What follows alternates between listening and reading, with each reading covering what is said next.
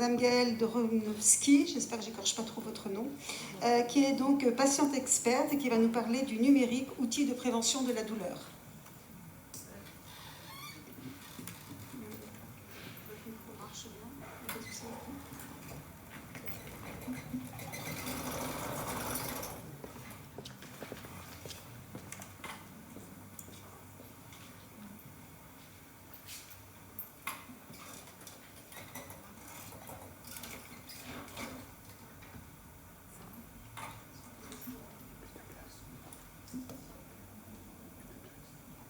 Bonjour à tous, je m'appelle Gaëlle Doronovski, je suis atteinte de paralysie cérébrale, j'ai plus précisément une diplégie spastique et je suis patiente experte notamment au sein du centre des Massues à Lyon où diverses activités d'éducation thérapeutique sont mises en place à destination des patients et des familles atteints de paralysie cérébrale. Je vais vous présenter aujourd'hui l'apport de la réalité virtuelle, du serious game, dans la prise en charge de la douleur, notamment lors des injections de toxines. Je tiens à remercier le comité scientifique et les organisateurs de ces journées d'avoir permis que ce projet soit présenté aujourd'hui.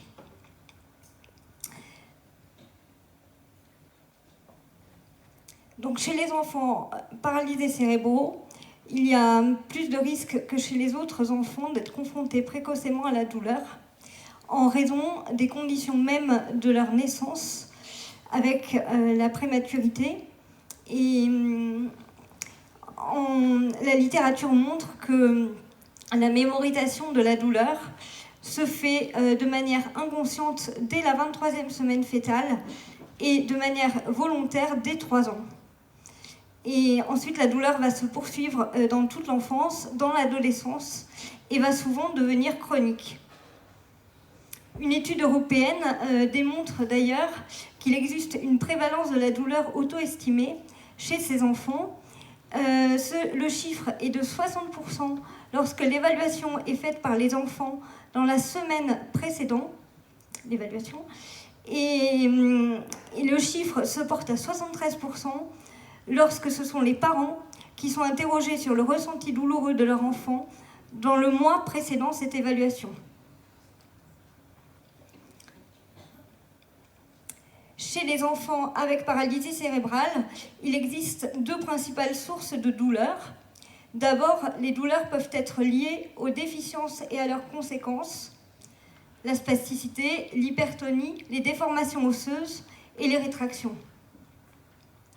Ces douleurs peuvent également être liées aux prises en charge avec la rééducation, avec la marche assistée, les étirements, les appareillages et les traitements itératifs par injection de toxines ou encore les chirurgies.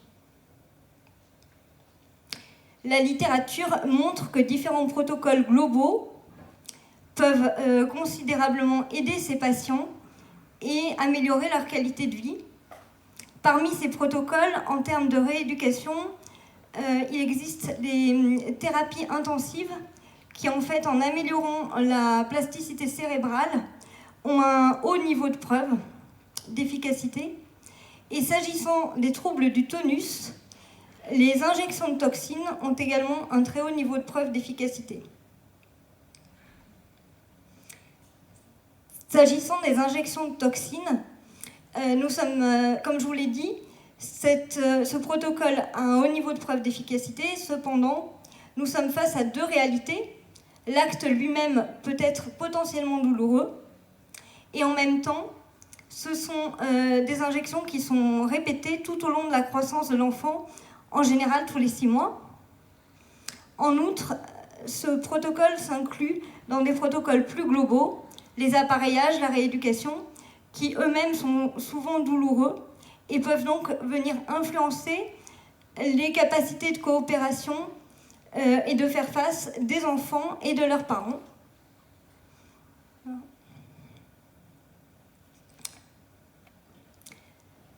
S'agissant des injections de toxines, toujours, il s'agit de douleurs induites et le but, en fait, l'antalgie au cours de ces injections va avoir deux objectifs. D'abord, un objectif considérable sur le court terme, puisque ça va permettre la réalisation du geste et une meilleure atteinte de l'objectif thérapeutique. Mais surtout, l'antalgie offre un intérêt majeur à long terme. Elle va limiter le conditionnement aversif, limiter la mémorisation négative et l'anticipation douloureuse qui en résulte.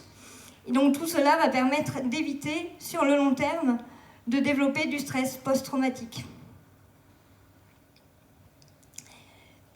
Ces dernières années, la recherche a beaucoup œuvré dans l'amélioration de l'évaluation et de la prise en charge thérapeutique des douleurs dans le cadre du handicap de l'enfant. Il existe de nombreuses recommandations et plusieurs protocoles qui ont été validés.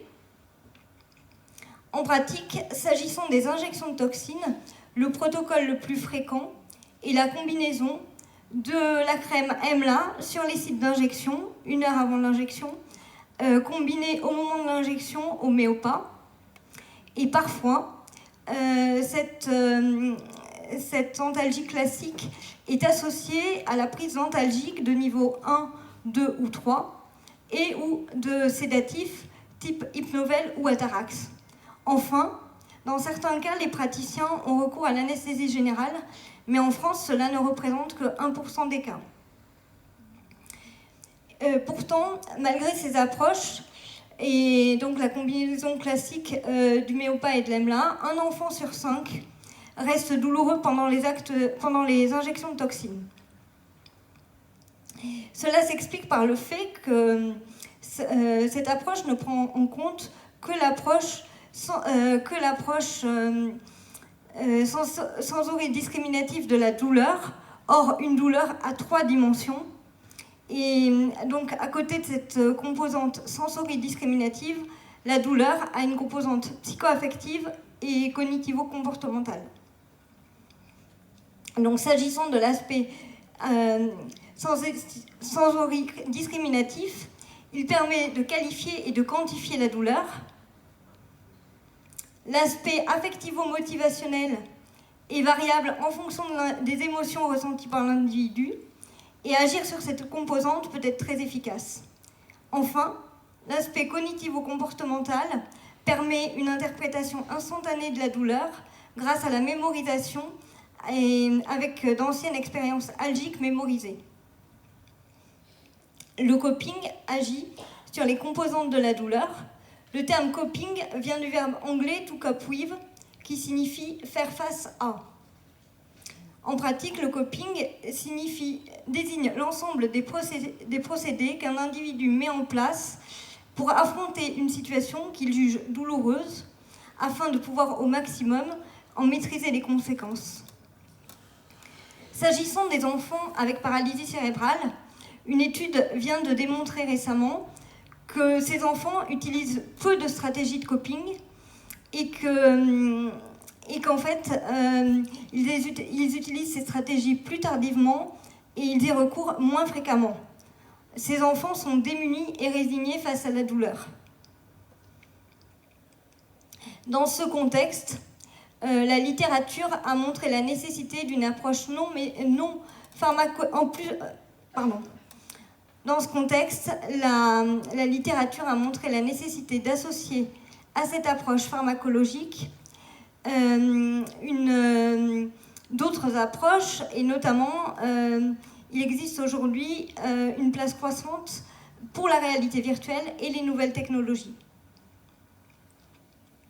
En effet, quand on explique à un enfant le sens de son traitement, on agit sur la composante affectivo-motivationnelle. Quand on permet une mémorisation adaptée, on agit sur la composante cognitivo-comportementale. Et en fait, l'intérêt du Serious Game, c'est que c'est une approche ludique d'une problématique sérieuse et qui réunit les deux avantages précédemment cités en permettant de donner du sens au traitement et une mémorisation adaptée, et le tout dans un cadre ludique. Donc, face à tous ces constats, la Croix-Rouge française a développé donc, un serious game qui s'appelle Minidoc. Ce dispositif est destiné aux enfants avec paralysie cérébrale âgés de 3 à 7 ans. Et ce dispositif comporte à ce jour 2 modules. Le premier module concerne le parcours de soins et l'environnement de l'enfant à l'hôpital, et le second module concerne la gestion des douleurs induites. Ce dispositif vise à améliorer l'acceptation et à renforcer les stratégies de coping en rendant l'enfant acteur de son traitement. En créant un monde sensoriel de synthèse dans lequel un individu peut évoluer et avec lequel il peut interagir, le tout en temps réel. Et ça, c'est l'apport de la réalité virtuelle. Donc le Serious Game Minidoc, en pratique, il s'agit d'une tablette tactile, d'un objet transactionnel appelé Minidoc. C'est une poupée doudou qui prend vie à l'écran et qui est là pour accompagner, informer et rassurer l'enfant. Le premier module, comme je vous l'ai dit, concerne le parcours de soins. Il vise à améliorer les connaissances de l'enfant sur son environnement à l'hôpital, sa pathologie et ses traitements. En fait, à chaque QR code, un message est associé. En fait, l'enfant traverse l'hôpital et à chaque QR code, il y a un message qui explique à l'enfant tout ce qu'il doit faire pendant son parcours de soins au sein de l'établissement. Le second module est utilisé pendant les injections de toxines.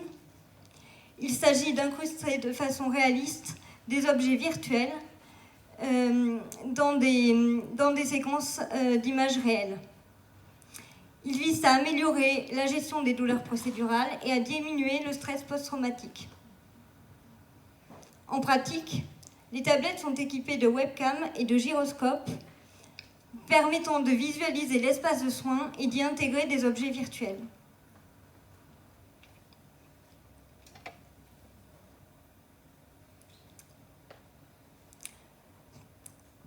L'intérêt également de ce module est qu'il permet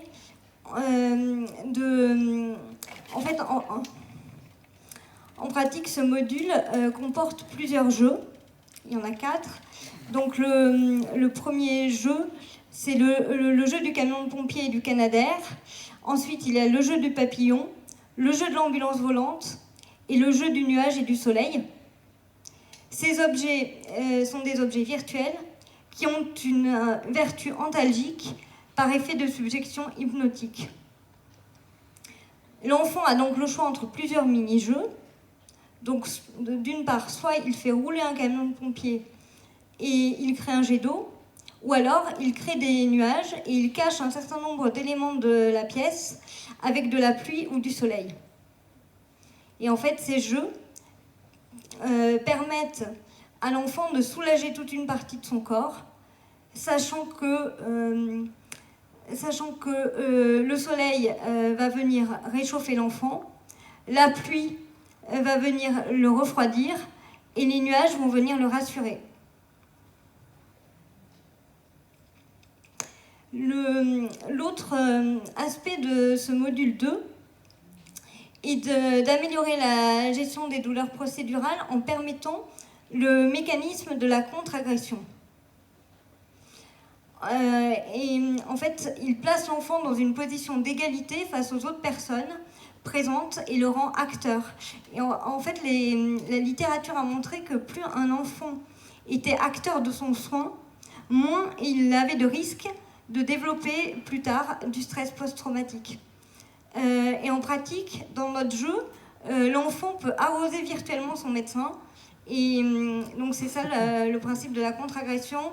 Et en fait, les enfants adorent adorer le médecin, qui joue en fait en même temps et qui fait comme s'il avait reçu de l'eau et répond à l'enfant. Et ça amuse beaucoup les enfants.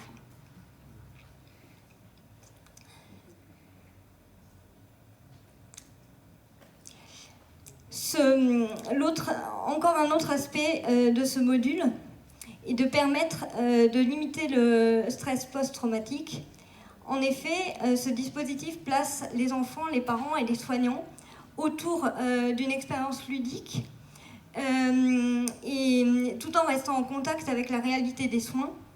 Et donc ça leur permet une mémorisation adaptée et c'est dans ce sens que ça limite le développement du stress post-traumatique. Ce dispositif donc, a été imaginé par le Centre des Massues et l'évaluation scientifique est faite par le Centre des Massues en collaboration avec le Centre pédiatrique de Bois-Laris. Les partenaires sont au nombre de 3, les Hospices civils de Lyon, la Fondation Paralysie cérébrale et la Fondation Apicil. L'objectif principal de ce dispositif, comme je vous l'ai dit, est de diminuer la douleur des enfants avec paralysie cérébrale lors des injections de toxines.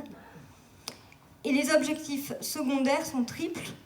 Il s'agit d'abord de diminuer l'anxiété des enfants lors de l'injection, ensuite diminuer l'anxiété de leurs parents ou de leurs accompagnants, et enfin, de faciliter l'adhésion au traitement. Ce dispositif a fait l'objet d'une étude interventionnelle bicentrique randomisée. Et en fait, pour mener cette étude, il s'est agi de déterminer la proportion d'enfants douloureux au moment des injections de toxines. Alors, la détermination de la douleur s'est faite grâce à 2 échelles. D'une part, l'échelle FLAC, qui est utilisée au moment de l'injection. Et en fait, si le score global est supérieur à 5, cela signifie qu'il faut changer le mode d'antalgie.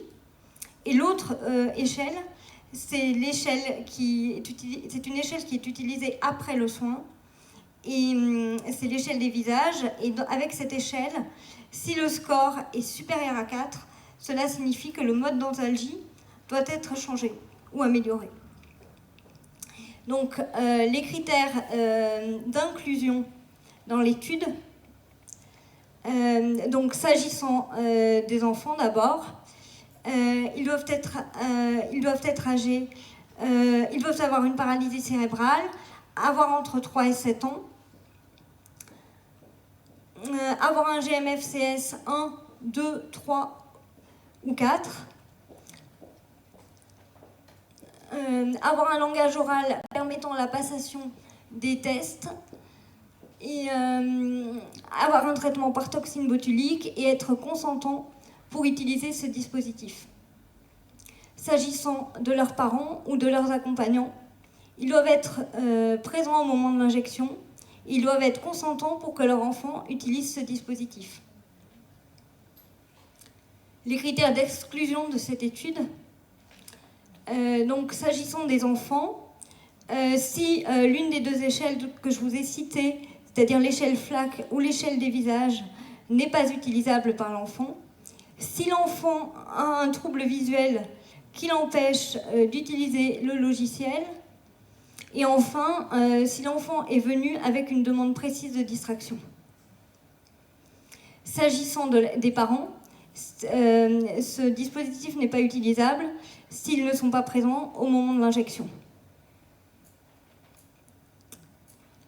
Et en pratique, pour évaluer le dispositif, il s'est agi de comparer la douleur ressentie par les enfants au moment de l'injection entre les enfants qui ont bénéficié de ce protocole Minidoc aux enfants qui bénéficiaient d'un mode d'antalgie classique au moment des injections de toxines, notamment la combinaison que je vous ai donnée au début, qui est MLA plus Méopa. À ce jour, les études sont toujours en cours, mais d'ores et déjà, je peux vous dire que les résultats sont très encourageants. Il existe une forte adhésion des enfants à ce dispositif. Et enfin, je signale que ce dispositif s'adresse spécialement à des enfants qui sont dans une grande maîtrise des soins. En conclusion, sur la prévention des douleurs induites, la prévention et le soulagement des douleurs induites par les soins sont devenus une exigence éthique, légale et un indicateur de la qualité du système de santé. Les douleurs induites doivent être considérées comme une complication à prévenir et le but de cela est principalement de limiter le développement de stress post-traumatique. Si les moyens antalgiques existent, l'effort doit porter sur leur application par un personnel formé en nombre suffisant, en prenant en compte toutes les dimensions de la douleur. Enfin, un soin réussi associe des moyens pharmacologiques, techniques, psychologiques et humains. Je vous remercie pour votre attention.